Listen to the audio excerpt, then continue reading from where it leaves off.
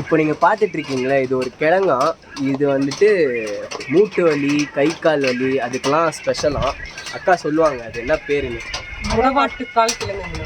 முடவாட்டுக்கால் கிழங்காம். இங்கே செவராயன் கோயிலுக்கு வந்தீங்கன்னா இது கிடைக்கும். அக்கா கடைக்கு வந்துடுங்க. இங்கே ஃபேமஸ். சூப்பு வச்சு கொடுப்பாங்க. என்ன குடிக்கிற? சூப்பா? எனக்குமா?